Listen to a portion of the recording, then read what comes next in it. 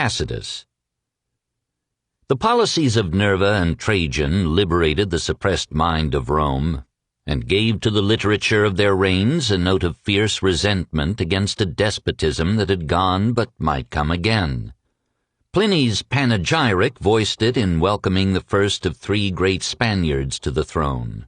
Juvenal seldom sang any other note, and Tacitus, the most brilliant of historians, became a delator temporis acti, an accuser of times past, and excoriated a century with his pen. We do not know the date or place of Tacitus's birth, nor even his given name. Probably he was the son of Cornelius Tacitus, procurator of imperial revenue in Belgic Gaul. Through this man's advancement, the family was raised from the equestrian class into the new aristocracy. Our first definite fact about the historian is his own statement. Agricola, during his consulship, 78, agreed to a marriage between myself and his daughter, who might certainly have looked for a prouder connection.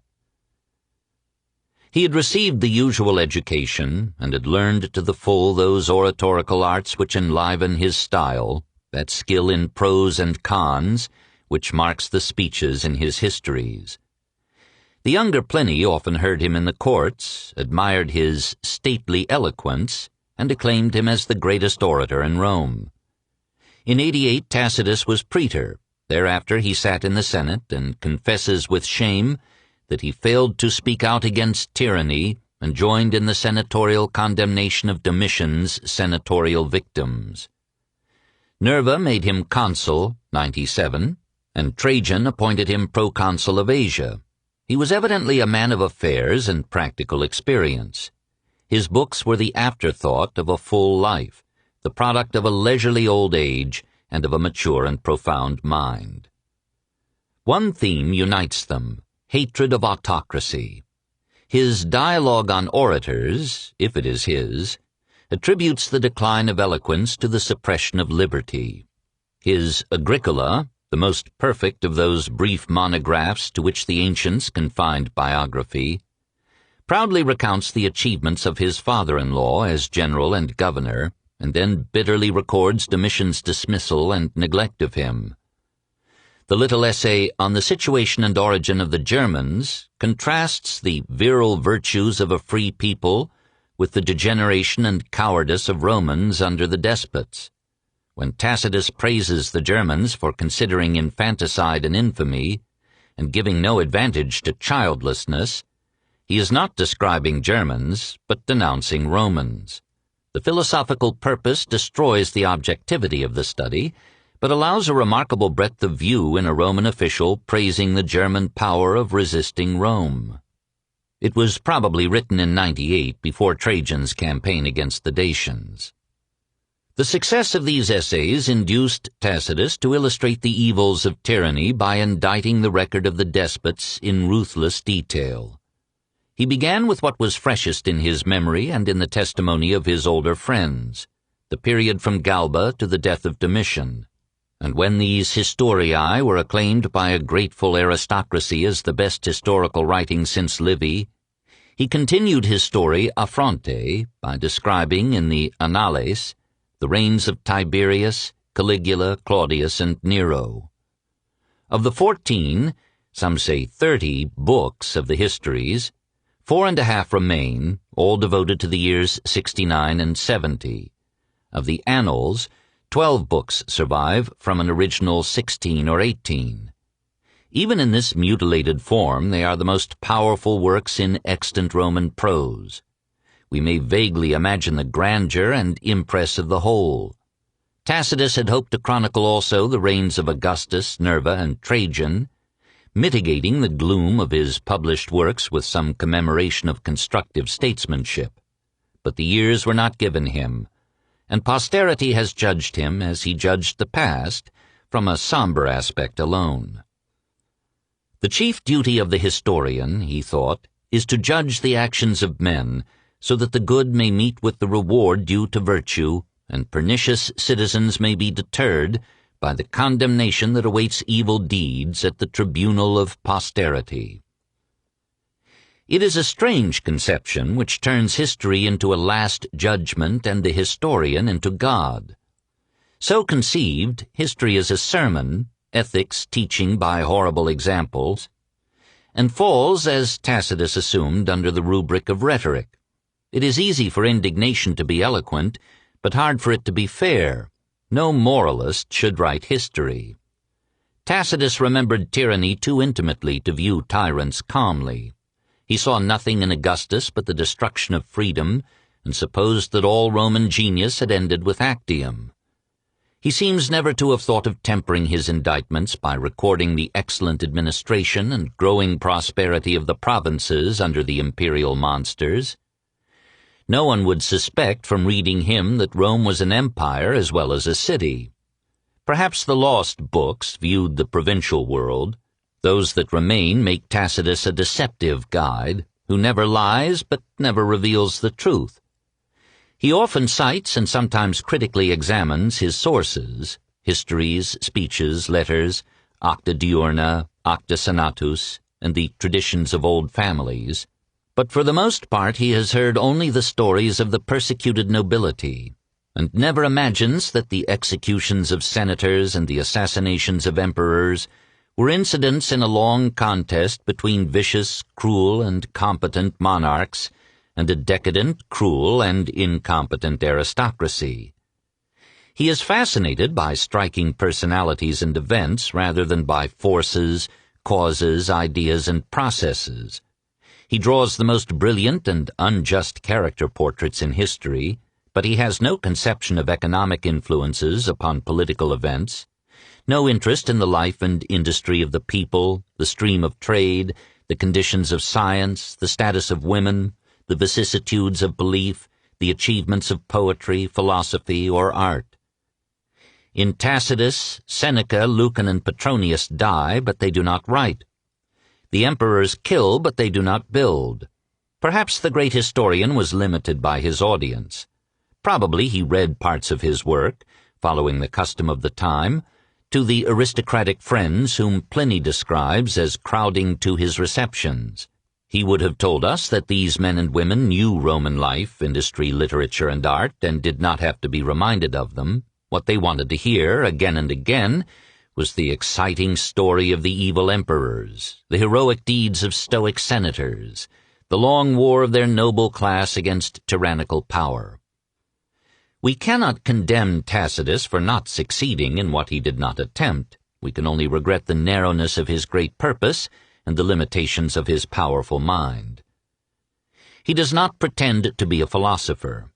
He praises Agricola's mother for dissuading her son, who had acquired a keener zest for philosophy than became a Roman and a senator. His imagination and art, like Shakespeare's, were too creatively active to let him ponder quietly the meaning and possibilities of life. He is as rich in illuminating comment as in unverified scandal, but it is difficult to find in him any consistent view of God or man or the state. He is cautiously ambiguous on matters of faith, and suggests that it is wiser to accept one's native religion than to try to replace it with knowledge. He rejects most astrologers, auguries, portents, and miracles, but accepts some. He is too much of a gentleman to deny the possibility of what so many have affirmed. In general, events seem to prove the indifference of the gods to good and bad alike, and the existence of some unknown, perhaps capricious force that drives men and states fatally onward to their destiny. Urgentibus imperii fatis. He hopes that Agricola has departed to a happy life, but he obviously doubts it, and contents himself with the last delusion of great minds, an immortality of fame. Nor does any utopian aspiration console him. Most plans of reformation are at first embraced with ardor, but soon the novelty ceases and the scheme ends in nothing. Matters are temporarily better in his time, he reluctantly admits, but not even the genius of Trajan will prevent renewed deterioration. Rome is rotten literally to the core, in the hearts of men, of a populace whose disorder of soul has made an anarchy of freedom, a rabble fond of innovation and change and ever ready to shift to the side of the strongest. He mourns the malignity of the human mind and scorns, like Juvenal, the alien stocks in Rome. After blackening the empire, he does not dream of returning to the Republic, but hopes that the adoptive emperors will reconcile the Principate with liberty. In the end, he thinks character is more important than government. What makes a people great is not its laws, but its men. If, despite our surprise in finding a sermon and a drama where we had looked for history, we must nevertheless rank Tacitus among the greatest of historians, it is because the power of his art redeems the limitations of his view. Above all, he sees intensely, sometimes deeply, always vividly. The portraits he draws stand out more clearly, stride the stage more livingly than any others in historical literature. Here, too, however, there are blemishes. Tacitus composes speeches for his varied personages, all in his own fashion and majestic prose. He describes Galba as a simpleton and makes him talk like a sage. And he does not rise to the difficult art of making his characters develop in time. Tiberius is the same at the beginning of his reign as at the end. And if he appeared to be human at the outset, it was, Tacitus thinks, pure dissimulation. First and last in Tacitus is the splendor of his style. No other author has ever said so much so compactly. This does not mean that he is brief. On the contrary, he is desultory and diffuse and takes 400 pages of the histories to chronicle 2 years of time. Sometimes the condensation is extreme to the point of affectation or obscurity. Every second word then requires a sentence to translate it. Verbs and conjunctions are disdained as crutches for crippled minds. This is the culmination of Sallust's concise rapidity, of Seneca's pithy epigrams, of the balanced clauses taught in the schools of rhetoric. In a long work, such a style, unrelieved with passages of a more even tenor, becomes an exhausting excitement to the reader, who nevertheless returns to it with mounting fascination. This martial brusqueness, more economical of words than of men, this scorn of the props of syntax, this passion of feeling and clearness of visualization, this tang of a novel vocabulary and murderous pungency of unhackneyed phrase, give to the writing of Tacitus a swiftness, color, and force which no ancient author has equaled. The color is dark, the mood is gloomy, the sarcasm stings, and the tone of the whole is that of a Dante without tenderness. But the cumulative effect is overwhelming. Along this black river of relentless exposure we are carried, despite our reservations and objections, by a narrative at once dignified and turbulent, stately and impetuous. Character after character rises upon the stage and is struck down. Scene after scene rushes on until all Rome seems ruined and all the participants are dead. We can hardly believe, when we emerge from this chamber of horrors, that this period of despotism, cowardice, and immorality flowed into the zenith of monarchy under Hadrian and the Antonines, and the quiet decency of Pliny's friends. Tacitus was wrong in scorning philosophy, that is, perspective. All his faults were due to lack of it. If he could have disciplined his pen to the service of an open mind, he would have placed his name first on the list of those who have labored to give form and permanence to the memory and heritage of mankind.